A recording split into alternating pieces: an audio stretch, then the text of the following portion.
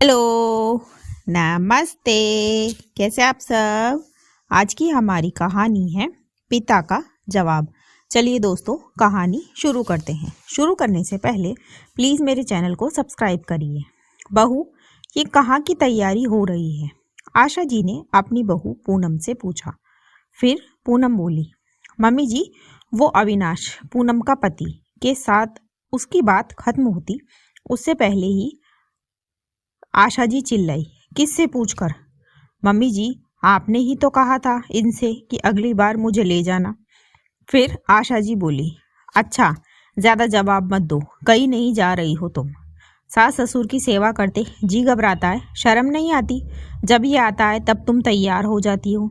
अभी 4 महीने ही तो हुए हैं शादी को और अभी से ही रंग दिखाने शुरू कर दिए। फिर पूनम बोली, पर मम्मी जी, मेरा मन यहाँ नहीं लगता इनके बिना। फिर आशा जी बोली, देखो तो कितनी बेशर्म औरत है, एक बार बोल दिया ना नहीं जाना तो नहीं जाना। आशा जी ने अपना फैसला सुना दिया। फिर निधि, पूनम की नंद, जो कि खुद ससुराल छोड़कर बैठी है, वो बोली, अरे भाभी, आप चले जाओगे तो काम कौन करेगा? अच्छा लगेगा आपके होते हुए सास नंद काम करे।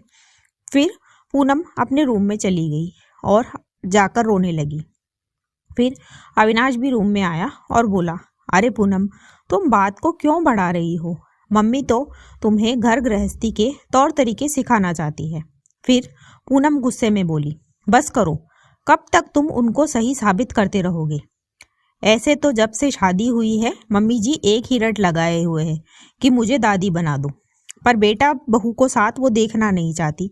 दरअसल अविनाश एक सॉफ्टवेयर इंजीनियर है, वो दिल्ली में जॉब करता है और सैटरडे संडे अपने घर रहकर जाता है। अभी 4 महीने पहले उसकी शादी हुई है, तो उसकी पत्नी भी उसके साथ जाना चाहती है। पूनम की आवाज़ सुनकर आशा जी अंदर आई और बोली, चुप, बहुत बोल ली तुम। अविनाश, इसके बाप को फ़ोन कर। फिर पूनम के पिताजी गिरधारी जी को बुलाया गया। जब वो आए तब वही आरोपों का दौर शुरू हुआ कि आपकी बेटी कोई काम नहीं करती, जवाब देती है, आपने बेटी को संस्कार नहीं दिए। फिर वो बोले, पहले मेरी बेटी को बुलाइए। जब पूनम आई तब उसकी नंद बोली, अंकल जी, अपनी बेटी को ज़रा भी संस्कार नहीं दिया आपने। जब सास मना कर रही है फिर भी ये जिद करके बैठी है। ऐसे ससुराल में नहीं बसते, बहुत समझौते करने पड़ते हैं ससुराल में रहने को। पूनम कुछ बोलती उससे पहले ही उसके पापा ने उसे चुप रहने का इशारा किया और वो बोले, बेटा, आपकी बात सही है, ससुराल में रहने को बहुत समझौते करने होते हैं।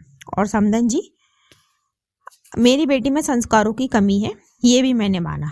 और अविनाश जी, आप भी बता दीजिए, आपके हिसाब से क्या कमी है मेरी बेटी में? फिर निधि बोली, ये क्या बोलेगा, जो हम कह रहे हैं वही कहेगा। फिर गिरधारी जी आशा जी से बोले, ये बताइए, आपने तो अपनी बेटी को संस्कार पूरे दिए ना, फिर ये यहाँ क्यों है? और बेटा जी, आप चाहते हो कि मेरी बेटी समझौते करे, तो वही समझौते आपने क्यों नहीं किए अपने ससुराल में बसने को? और दामाद जी, आप जो अपनी पत्नी की इज्जत के लिए खड़ा ही नहीं हो सकता, वो मेरी बेटी के लायक नहीं है। मैं मेरी बेटी को लेकर जा रहा हूँ। समधन जी, मुबारक हो, आप बेटी के साथ बेटे का घर तोड़ने में भी कामयाब रही। पूनम, जा बेटा, अपना सामान बांध लें, हम चलते हैं। पूनम के पिताजी का जवाब सुनकर आशा जी चौंक गई और अविनाश के सुर बदल गए। फिर वो बोला, पापा जी, मुझे माफ़ कर दीजिए। पूनम, तुम भी मुझे माफ़ कर दो, मैं तुम्हें यहाँ से ले जाऊँगा। बेटे की बात सुनकर आशा जी गुस्से में उठकर चली गई। फिर पूनम के पिताजी पूनम से बोले, पूनम देख बेटा, मैंने तेरी शादी की है पर तुझसे मुंह नहीं मोड़ा। मेरे घर के दरवाजे तेरे लिए हमेशा खुले हैं। फिर उन्होंने पूनम के सर पर हाथ रखा और चले गए। दोस्तों, पूनम के पिताजी ने सही किया या गलत, इसी सवाल के साथ कहानी खत्म होती है। कहानी आपको कैसी लगी मुझे कमेंट बॉक्स में ज़रूर बताएं। ऐसी ही और कहानियाँ सुनने के लिए मेरे चैनल KNY के हिंदी कहानियाँ को सब्सक्राइब ज़रूर करें। थैंक यू सो मच दोस्तों, thanks for watching, do like, share and subscribe.